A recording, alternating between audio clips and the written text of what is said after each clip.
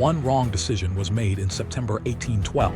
It wasn't made in panic. It wasn't made in ignorance. It was made by the most successful military commander Europe had seen in centuries. His generals stood before him with maps, supplies, records, and winter calendars. They urged caution. They presented alternatives. He dismissed them all. Within 4 months, over 400,000 men would be gone.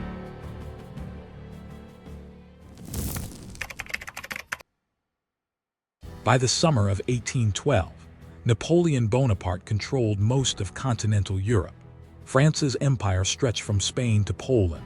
Client kingdoms answered to Paris. Ancient dynasties had been toppled or subdued. Only one major power refused to bend: Russia. Tsar Alexander I had broken the continental system. Napoleon's economic blockade against Britain. Trade resumed between Russian ports and British ships. For Napoleon, this wasn't just defiance.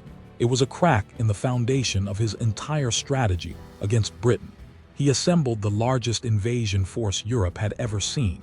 Over 600,000 soldiers from France, Poland, Italy, Germany, and Austria.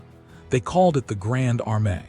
The objective was clear: invade Russia, force a decisive battle, compel the Tsar to negotiate, and restore the continental system.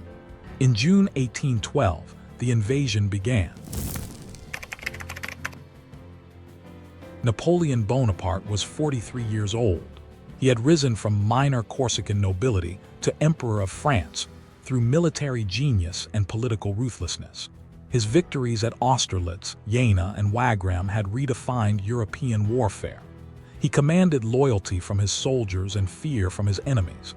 When Napoleon made strategic decisions, he expected results. His experience told him that aggressive momentum, rapid maneuvers, and forcing the enemy into battle had always worked before. He believed his judgment superior to that of his subordinates. By September 1812, he stood at a crossroads. The Grande Armée reached Smolensk in mid-August. This ancient city sat on the Dnieper River, roughly 400 kilometers inside Russian territory. It had defensive walls, supply depots, and roads connecting back to Poland. The Russian armies had avoided major engagement. They retreated eastward, burning crops and villages as they withdrew. Napoleon's supply lines stretched dangerously thin. Horses died by the thousands. Soldiers scavenged for food. Disease spread through the camps. On September 14th, Napoleon's most experienced generals gathered to present their position. Marshal Murat, Marshal Ney, Marshal Devout, men who had fought beside him for over a decade, urged the emperor to stop. Their argument was straightforward: establish secure winter quarters at Smolensk, fortify the position, consolidate the supply network, rest the army, resume the campaign in spring with fresh troops and adequate provisions. The alternative was clear: push deeper into Russia with autumn approaching and an enemy that refused to fight. The generals presented the risks. Winter would arrive in 6 to 8 weeks. The army had already lost nearly 150,000 men to desertion, disease, and skirmishes, without a single major battle. Russian territory beyond Smolensk offered fewer resources. The withdrawal tactics would continue. Napoleon listened. Then he rejected their counsel. His reasoning followed a different logic. Stopping at Smolensk would signal weakness. Alexander would interpret it as French exhaustion. The campaign would lose momentum. European allies would question France's strength. More importantly, Napoleon believed the Russians would eventually stand and fight. One decisive victory, like Austerlitz or Friedland, would shatter Russian resistance and bring Alexander to terms. He ordered the advance to continue toward Moscow. The Grande Armée marched deeper into Russia. Initially, Napoleon's decision seemed validated. On September 7th, the Russians finally stood and fought at Borodino, just 125 kilometers from Moscow. The battle was brutal. Over 70,000 casualties on both sides. But the Russian army withdrew and the road to Moscow opened. Napoleon entered Moscow on September 14th. The city was largely abandoned. Within days, fires broke out across Moscow, likely set by Russian forces or remaining residents. The Grande Armée occupied a burning, empty city with no Russian delegation arriving to negotiate surrender. Napoleon waited. He sent messages to Tsar Alexander. No response came. September turned to October. The first snow fell. Napoleon remained in Moscow for 5 weeks. His officers grew increasingly anxious. Supplies dwindled further. The army couldn't sustain itself in the ruined city. On October 19th, Napoleon finally ordered the withdrawal. But the decision came too late. The return march began in freezing rain. Roads that had been dry during the advance now turned to mud, then ice. The Russian army, reinforced and reorganized, began attacking the French column's flanks. Cossack cavalry harassed supply wagons. Stragglers were cut down. Discipline eroded as soldiers abandoned their units to search for food. The army that had entered Russia in summer uniforms now faced temperatures dropping below freezing. On November 9th, the first major snowstorm struck. Horses died in their tracks. Artillery pieces were abandoned. Soldiers wrapped themselves in whatever fabric they could find: curtains, carpets, rags. The retreat became a collapse. By the time Napoleon crossed back into Poland in December, the Grande Armée had disintegrated.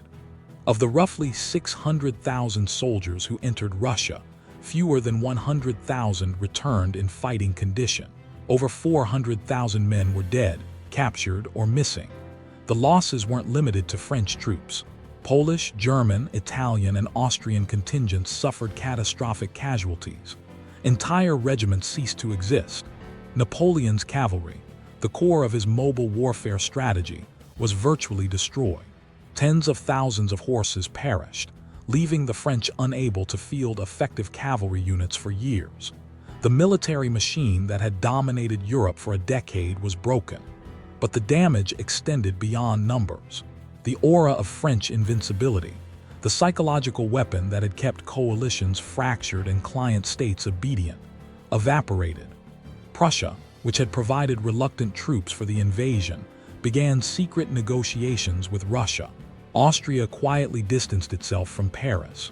Britain intensified its support for resistance movements across occupied Europe.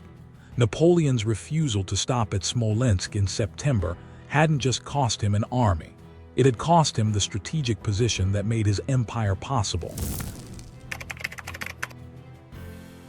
The disaster in Russia triggered a cascade of consequences. In 1813, Prussia formally joined the coalition against France. Austria followed. The German states rebelled. Napoleon fought desperately to hold his empire together.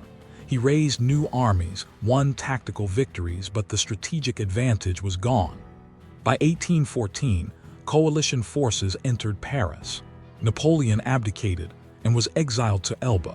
His brief return in 1815 ended at Waterloo. France's borders were pushed back to their pre-revolutionary lines. The continental system collapsed permanently. The balance of power that Napoleon had overturned reasserted itself, this time with safeguards designed specifically to prevent another French domination.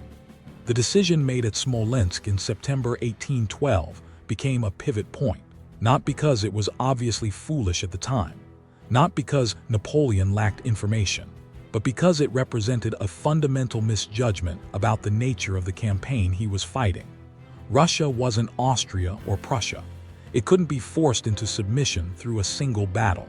Its vastness, its willingness to sacrifice territory, its capacity to endure, these weren't factors Napoleon's previous experience had prepared him to face.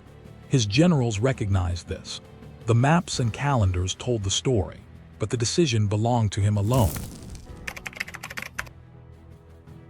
September 1812, one decision, one refusal to stop. Napoleon Bonaparte stood in Smolensk with the chance to secure his position, preserve his army, and resume the campaign under better conditions. He chose momentum over caution. The Grande Armée marched east into winter, into a conflict that couldn't be won the way Napoleon had won before. Within 4 months, the foundation of his empire crumbled in the snow. History doesn't record what might have happened if he had listened to his generals. It only records what did.